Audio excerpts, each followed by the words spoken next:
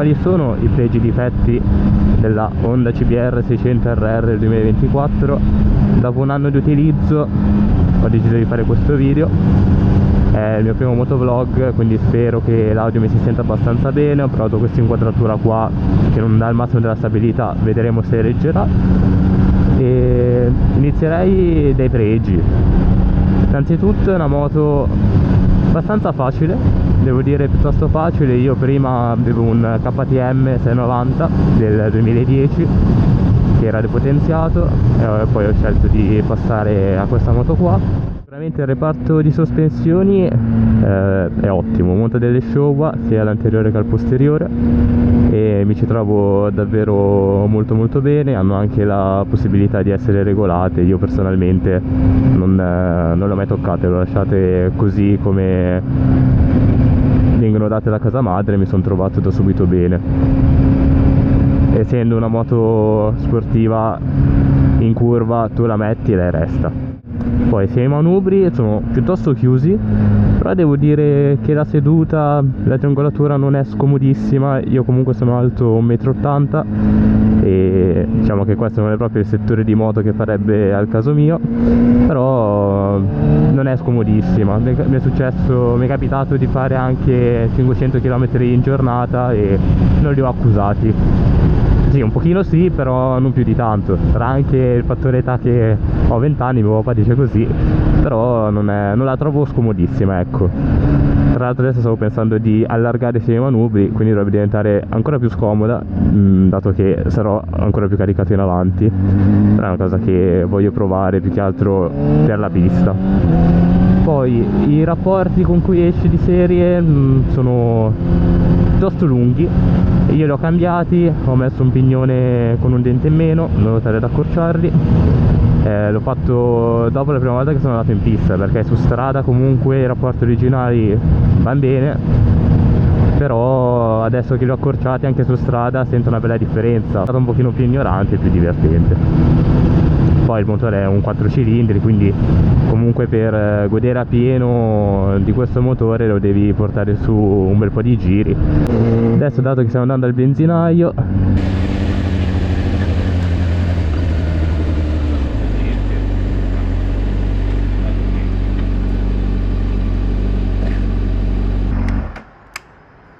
la moto non consuma tantissimo comunque. Con i rapporti originali, andando tranquillo, ti fa anche 18 km con 1 litro. Andando un pochino più allegri, diciamo, arriva facilmente sui 16. Non ha l'indicatore della benzina, però poco male.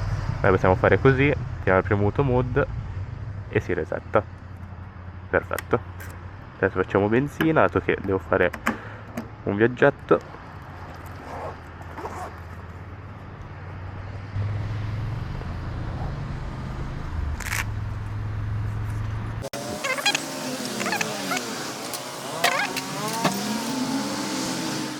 Esteticamente è bellissima. Oh, tac.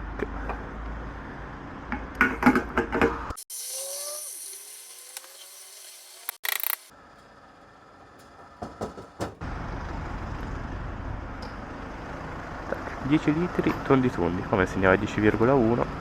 Ecco, una cosa buona è che è molto preciso l'indicatore, quindi alla fine, anche se manca l'indicatore vero e proprio con le tacchette, non è un grosso problema. Adesso mi metto un attimo qua avanti e ve la mostro meglio.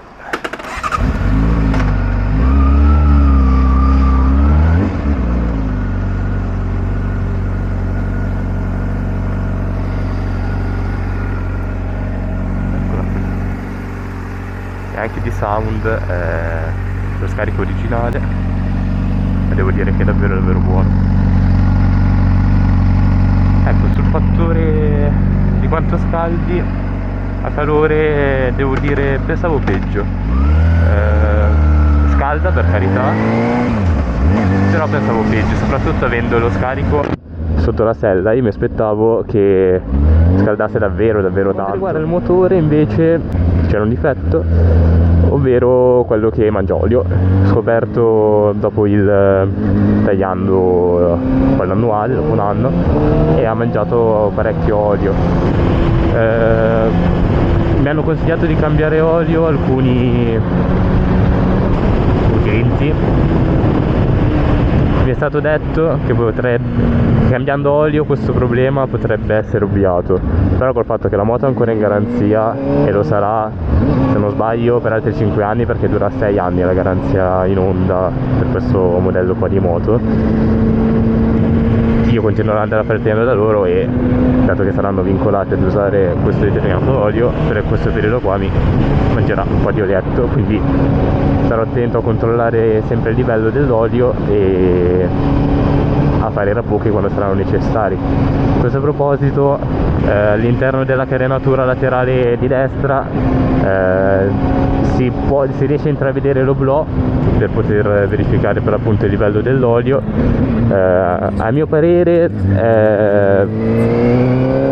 dal punto di vista estetico ci sta, perché è quasi invisibile, però dal punto di vista dell'efficacia non mi trovo benissimo. È elettronico, io personalmente mi sono trovato benissimo.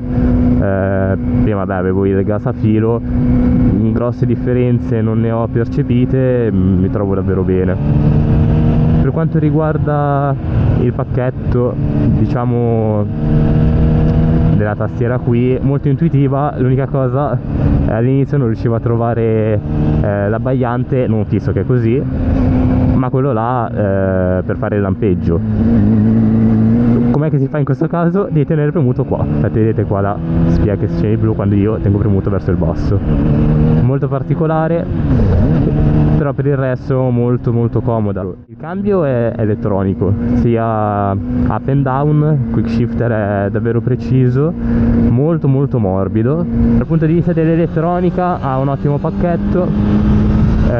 Il traction è l'unica cosa, io ce l'ho settato sul 2, che non è proprio il minimo, sembra che abbia 5 livelli, dove il massimo è 5 e il minimo è 1, dove si può anche disattivare. L'unica cosa, se vuoi disattivare l'antimpennata ti si disattiva anche il traction del tutto, ragione per cui non lo tengo mai disattivato.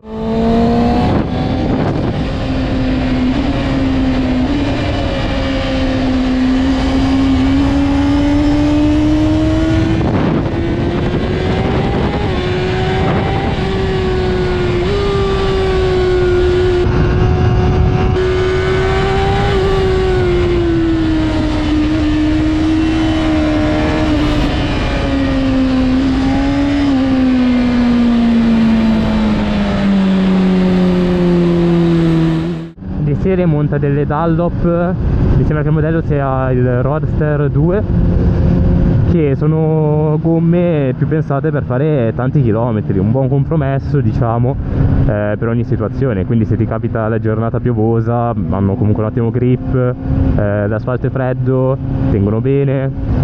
Però io personalmente su questa moto non mi ci sono trovato praticamente per nulla, tant'è che le ho sostituite quasi subito con un paio di Michelin Power Cup 2 con cui mi trovo davvero davvero bene.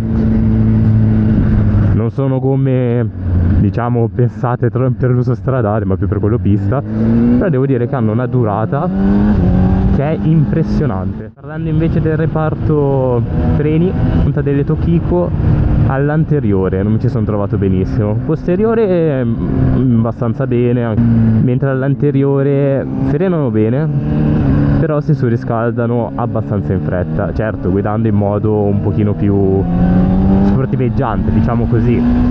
Per ovviare al problema del surriscaldamento dei freni anteriori ho pensato di installare dei tubi in treccia, che non ho ancora fatto, dato che quelli di sede sono in tubo e magari cambiando quelli non riscontro più questa problematica. Me ne sono accorto la prima volta in pista, chiaramente, dove stressi di più la moto in generale e i freni in particolar modo, e poi mi è capitato per l'appunto un'altra volta su strada.